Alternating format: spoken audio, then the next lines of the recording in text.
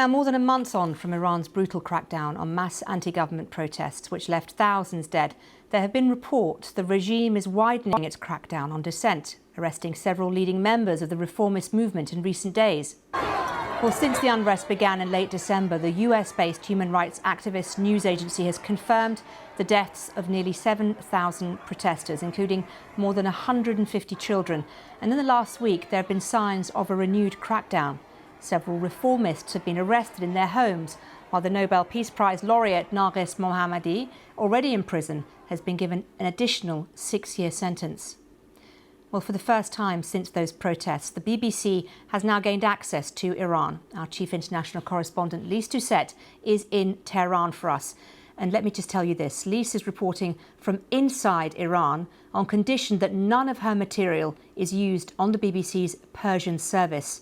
These restrictions apply to all international media organisations operating in Iran. The flags and the bunting are out as Iran marks the 47th year since its Islamic Revolution. But since then, there has never been a moment like this. We can feel it even in the short time we've been here in Tehran when we speak to people on the streets. The pain is still palpable after unprecedented force was used to put down unprecedented protests, causing a huge loss of life. And people tell us of how they struggle even to buy basic foods as the cost of living soars. And all this as the US threatens again to carry out more military strikes if negotiations fail. So as Iran's leaders mark the anniversary of their revolution, they also meet their most significant challenge yet. Well, a short time ago, Lyse joined us live from Tehran. She spoke to my colleague, Matthew Omrolawala, just as the fireworks were starting in the capital. It's our first day back in Tehran. Our last visit was last year at the end of the 12-day war between Iran and Israel, which drew in the United States. And I have to say, the mood this time is strikingly different. When we went through, we drove through the streets of Tehran and went to Revolution Square. You have strings of fairy lights, the flags and bunting are decking the streets and the squares. Huge, brightly painted murals of smiling Iranians have put up as Iran marks the 10 days of celebrations or of events to mark the anniversary of the 1979 revolution, and it's 47 years old.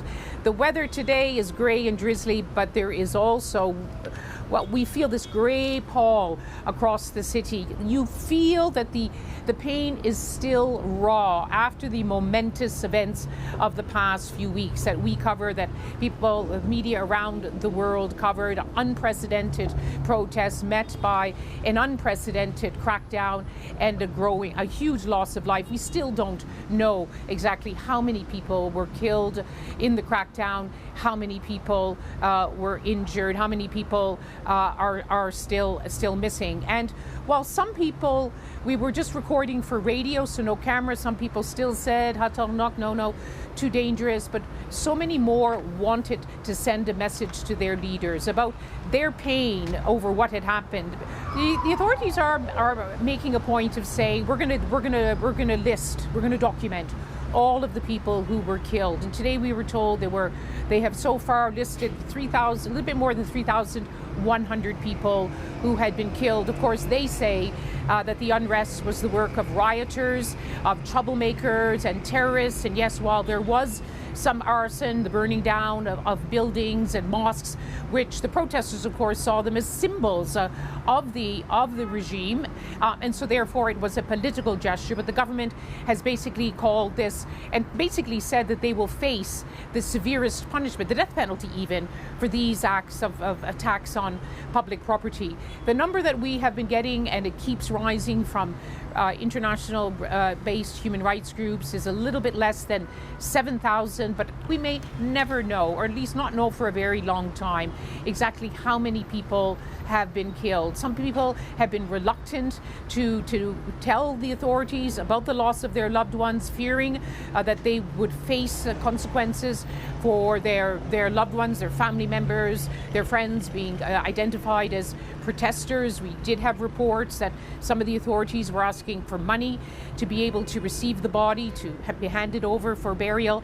So there's a lot of uncertainty in this mix, and a lot of things which are very, very hard to confirm. It's still really only days after. But what they are trying to do, the authorities, make this a show of strength. Tomorrow will be the end of the 10 days of commemorations for the anniversary. The Supreme Leader has called on people to turn out into the streets, and undoubtedly millions will turn out. The government, the authorities do have a bedrock of support, but others will not be marking this day. They are waiting for the 40 days of mourning in Shia Muslim tradition to honor those that lost their lives in this latest wave of unrest.